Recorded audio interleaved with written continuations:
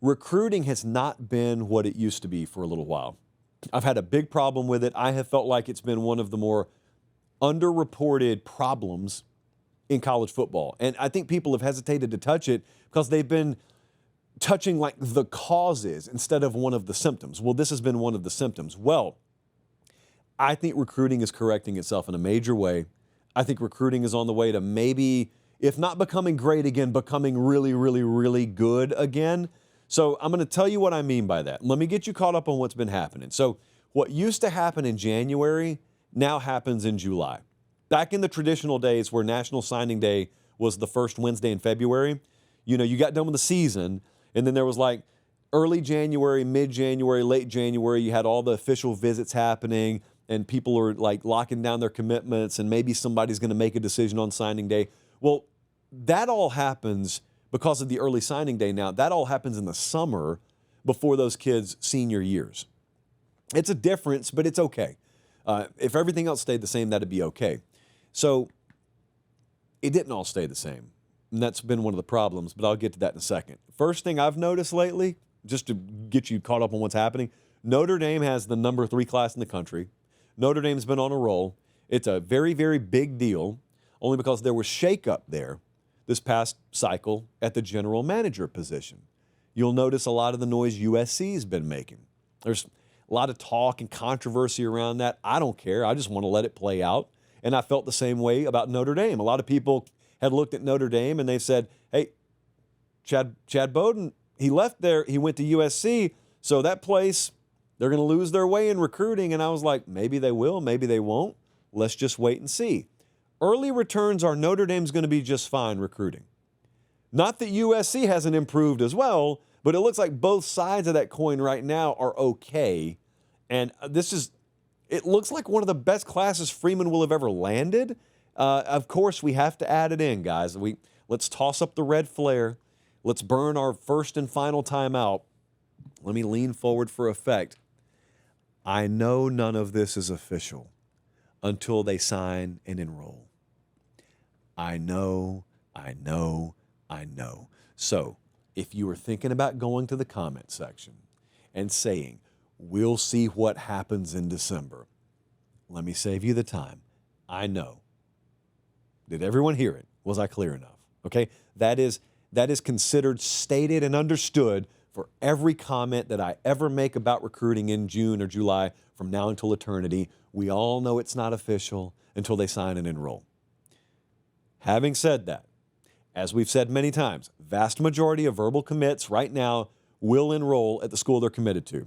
And you can't throw exceptions to the rule at me and say, see, you were wrong. I'm not wrong. I know I'm not wrong. I offer the offer every year. No one ever takes it. I'll give you $1,000 for every decommitment if you give me $1,000 for every commitment that sticks.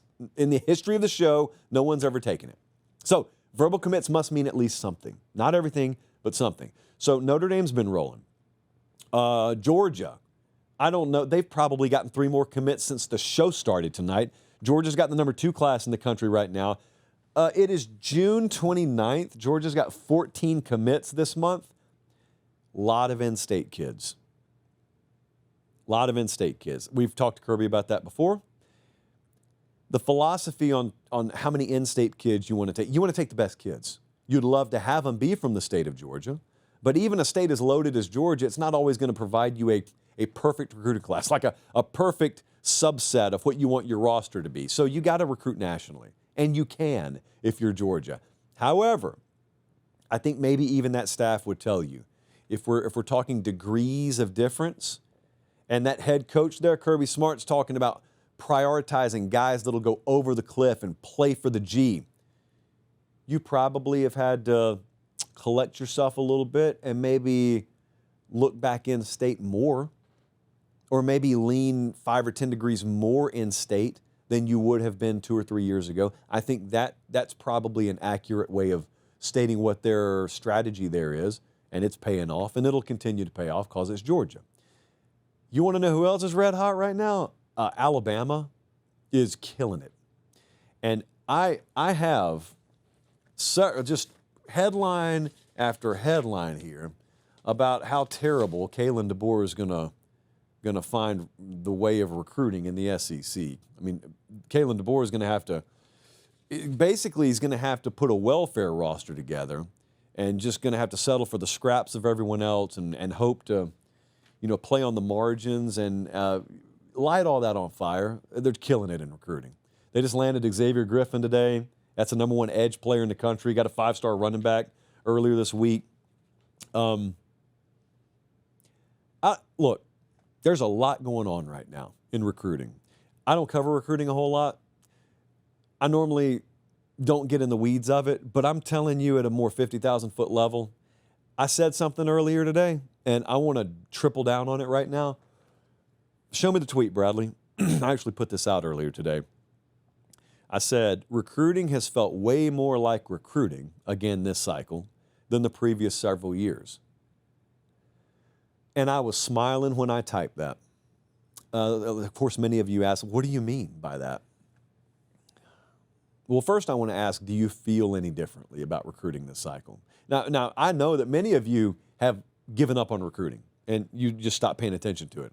That's fair. I did. I paid less attention to it. So I get it. Like many, many, many people had been turned off by recruiting that they used to follow hardcore because of what the total lack of structure in college football had done to recruiting. We've had a critical lack of structure in college football for a long time, and it's hurt many things. One of the things it killed was interest in recruiting because a lot of people looked around and said, if it's just going to be nothing but a bidding war and relationships don't matter, that's not as fun to follow. Oh, and by the way, if you're teaching me through my observed experience that once a kid gets on campus, he may just transfer 3 times in a 4-year span. And not only does a commitment not mean anything, but a signed scholarship doesn't even mean anything more. Why should I invest my time and energy and emotion into this? I know many of you feel that way. The data backs it up. I felt that way. I have been of the same ideology. So let me cut in really quick and ask, look, prayer hands, please subscribe to the channel if you haven't already. And if you think you're subscribed, check and make sure. Over 50% of you aren't. It's free, it doesn't sign you up for anything, and it helps us keep the show free, college football year-round, the way God intended it. All right, back to the clip. I've got great news for you if you feel that way. I think things have changed. I think things have changed radically this cycle. I think things have changed, and I can't quantify it for you yet because we haven't even finished the cycle, but I'm telling you it's different. I'm telling you, yes, there are still bidding wars out there, but more so than ever before, let me tell you the word that I'm seeing reintroduced into the recruiting lexicon, and that is relationship. So these new rules that were just passed, a byproduct of the House settlement, multi-billion-dollar question was, is everyone going to adhere to these rules? Like you've got the revenue sharing number, 20 million, whatever it is, and the University of Tennessee knows, and the University of Georgia knows. They can divvy up that money however much they want to. But after that, NIL has got to really be NIL. You know, you can't just use it as a pay-for-play mechanism. Well, yeah, but everyone kind of assumed when the House settlement was passed, that's ripe to be challenged in court. And it will be challenged in court. The good news that I can give you is, in the interim, a shocking number of coaching staffs have voluntarily sort of chosen to abide by those guidelines. Not all of them. There are rogue exceptions. It is not even worthwhile to get into it on the show tonight. I think if people follow recruiting hardcore, most of you know which programs may be the exceptions to that rule right now, but by and large, a lot of these staffs have taken it upon themselves, and I think maybe at the conference level, a lot of these commissioners have, as Meemaw would say, jerked a knot in a lot of people and made them toe the line a whole lot more. And what you're seeing as a result is this really, really quick, like jolt back to the flavor that recruiting had 10 years ago, where, hey, we're still offering kids a whole bunch of money now. So you're still offering kids, relatively speaking, way more than they will have been offered 10 years ago. But here's the difference. Like, if I'm Pate State and I'm competing against Oklahoma, obviously this is a theoretical, and I offer the kid $350,000 to come to Pate State, and OU comes in with $1 million. He's going to OU. That's a ton of money. even if he loves the coaching staff here, even if I have a proven track record of established development in his position, it's $1 million. He's going to go there. However, if Pate State's offering him $280 and OU's offering him $310, well, that gap is no longer enough to overcome all the advantages I have because I'm doing business the right way over here. We're seeing that a lot, is my point. We're seeing that a lot. And as much as people want to just assume, oh, it's still a bidding war. Oh, all these kids, it's just a bidding war. Money's involved. I can only tell you the feedback I'm getting and my observed experience as well. It's not anywhere close to what it was even last cycle and even 2 cycles ago. And I'll let other guys report on this. I'm telling you, a lot of these top-rated kids are not going to the highest bidder. Not even close. In many high-profile examples, these kids aren't going to the highest bidder. They're going to a place that's going to compensate them enough. Those places have probably also sold them that on the front end, we're going to guarantee you less, sort of an MG, a minimum guarantee. That's going to be a little less. But you know what the hockey stick effect is? That's your earnings potential down the road. That's your next 40 years instead of 4 years. If you come to the place that develops you the right way, where you have the best relationships, where you fit the best. And that used to be a norm in recruiting. And then it went away for a little while. That's back. That's back. At least in the short term, that's back. It's very encouraging to me because I'm not sitting here rooting for any one team to have the number 1 class in the country. What I want is classes that consist of guys that committed to a place for the right reasons. And the right reasons aren't always what landed their agent the biggest commission.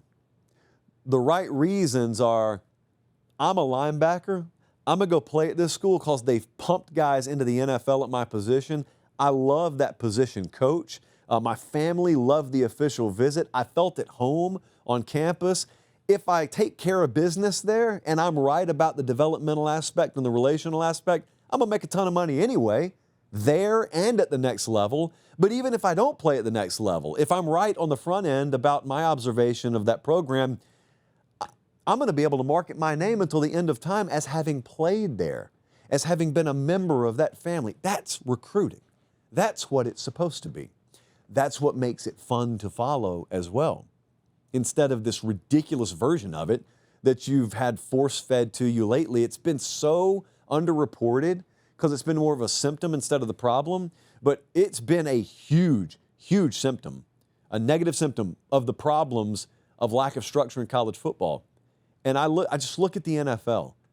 I mean, imagine the National Football League if something happened to it that made 80% of the audience lose interest in the draft overnight. The NFL wouldn't disappear. Yes, you'd still watch Chargers versus Chiefs on Sunday in the fall, but there would be this critical layer of connectivity between you and the league that was gone. That's happened over the past 5 year in college football. You've got people who, in some cases, they loved recruiting as much as they loved the sport itself. It's that much of a second season. It's that much of a second competitive arena for many people. I grew up like that. I mean, I was glued to message boards. I was glued to recruiting rankings, player ratings. The passion for that disappeared because college football couldn't get its act together. And so you lost a lot of people. And you didn't lose them. They didn't stop watching the games per se, but the connective tissue weakened between your core audience and your product. So it's up to you to rectify that. And again, fingers crossed, it's still very early in what may be a new era, but I feel really good that a massively needed shift might be happening.